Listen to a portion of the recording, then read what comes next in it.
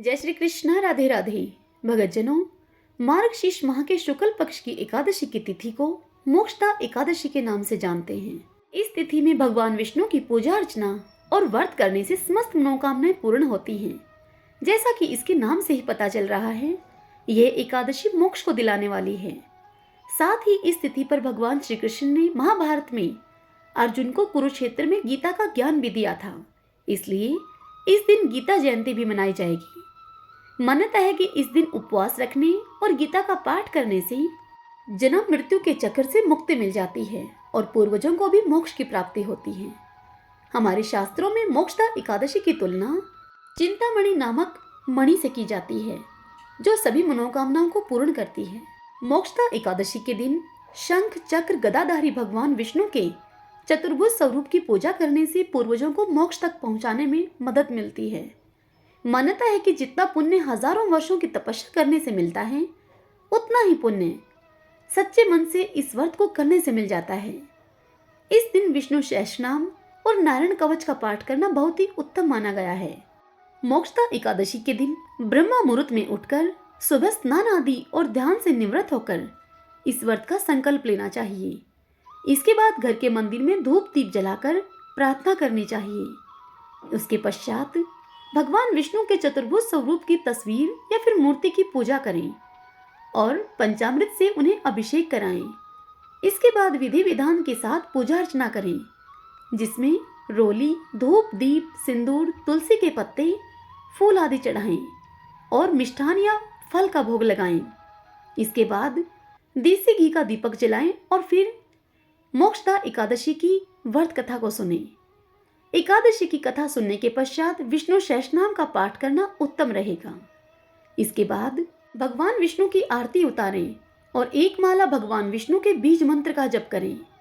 इस दिन इस व्रत को फलाहार करें और रात्रि के समय जागरण करें।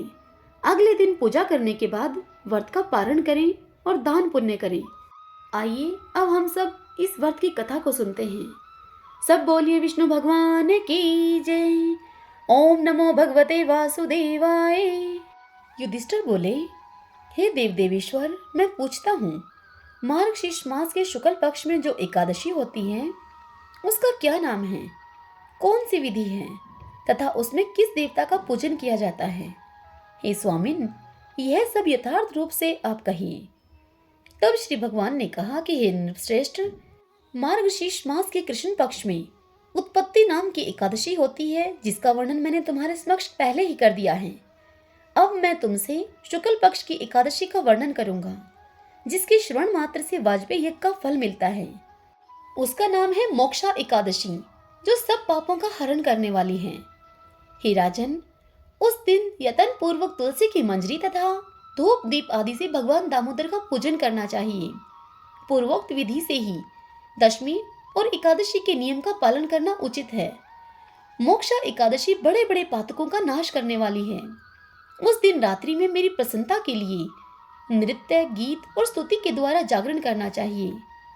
जिसके पितृ पापवश नीच योनि में पड़े हों, वे इसका पुण्य दान करने से मोक्ष को प्राप्त होते हैं। इसमें तनिक भी संदेह नहीं है। पूर्व काल की बात है, वैष्णवों से विभूषित परम रमणीक चंपक नगर में वैखानस नामक एक राजा रहते थे। वे अपनी प्रजा का पुत्र की भांति पालन किया करते थे। इस प्रकार राज्य करते हुए राजा ने एक दिन रात को स्वप्न में अपने पितरों को नीच योनि में पड़ा हुआ देखा। उन सबको इस अवस्था में देखकर राजा के मन में बड़ा ही विस्मय हुआ और फिर प्रातः काल होने पर राजा ने ब्राह्मणों से उस स्वप्न का सारा हाल कह सुनाया। राजा ब्राह्मणों से बोले कि हे ब्राह्मणों, मैंने अपने पितरों को नरक में गिरा देखा है। वे बारंबार रोते हुए मुझसे यूं कह रहे थे कि तुम हमारे तनुज हो, इसलिए इस नरक समुद्र से हम लोगों का तुम उद्धार करो। हे द्विजवरों, इस रूप में मुझे पितरों के दर्शन हुए हैं। मुझे अब कहीं चैन नहीं मिलता। क्या करूं, कहाँ जाऊं? मेरा हृदय रुंधा जा रहा है। हे द्विजोत्तमों, वह व्रत, वह तप और वह योग मुझसे कहो, जिससे कि मेरे पूर्वज तत्काल इस नरक से छुटकारा पा जाएं। मुझे शीघ्र बताने की आप कृपा करें। मुझ बलवान और साहसी पुत्र के जीते जी मेरे माता पिता घोर नरक में पड़े हुए हैं, अतः ऐसे पुत्र से उन्हें क्या लाभ है? राजा की यह बात सुनकर ब्राह्मण उनसे बोले, हे राजन, यहाँ से निकट ही पर्वत मुनि का महान आश्रम है। वे भूत और भविष्य के भी ज्ञाता हैं। हे नृपश्रेष्ठ, आप उन्हीं के पास चले जाइए। ब्राह्मणों की इस बात को सुनकर महाराज वैखानस शीघ्र ही पर्वत मुनि के आश्रम पर गए और वहां उन मुनिश्रेष्ठ को देखकर उन्होंने दंडवत प्रणाम करके मुनि के चरणों का स्पर्श किया। तत्पश्चात मुनि ने भी राजा से उनके राज्य के 7 अंगों की कुशल क्षेम पूछी। तब राजा मुनि से बोले, हे स्वामिन, आपकी कृपा से मेरे राज्य के 7 अंग सुकुशल हैं, किंतु मैंने स्वप्न में देखा है कि मेरे पितर नरक में पड़े हैं। अतः आप बताइए कि किस पुण्य के प्रभाव से उनका वहां से छुटकारा होगा। राजा की इस बात को सुनकर मुनिश्रेष्ठ पर्वत एक मुहूर्त तक ध्यानस्थ रहे। इसके बाद वे राजा से बोले, महाराज, मार्गशीर्ष मास के शुक्ल पक्ष में जो मोक्षा नाम की एकादशी होती है, तुम सब लोग उसका व्रत करो और उसका पुण्य अपने पितरों को दे डालो। उस पुण्य के प्रभाव से उनका नरक से उद्धार हो जाएगा। भगवान श्री कृष्ण युधिष्ठिर से कहते हैं कि हे युधिष्ठिर, मुनि की इस बात को सुनकर राजा पुनः अपने घर को लौट आए। जब उत्तम मार्गशीर्ष मास आया, तब राजा वैखानस ने मुनि के कथन के अनुसार मोक्षा एकादशी का व्रत करके उस एकादशी का पुण्य समस्त पितरों के सहित अपने पिता को दे दिया। पुण्य देते ही क्षण भर में आकाश से फूलों की वर्षा होने लगी। वैखानस के पिता पितरों के सहित नरक से छुटकारा पा गए और आकाश में आकर राजा के प्रति यह पवित्र वचन कहने लगे। पितृ बोले, बेटा, तुम्हारा कल्याण हो। यह कहकर वे पितृ स्वर्ग में चले गए। हे राजन, जो इस प्रकार कल्याणमयी मोक्षा एकादशी का व्रत करता है, उस मनुष्य के समस्त पाप नष्ट हो जाते हैं और मरने के बाद वह मोक्ष प्राप्त कर लेता है।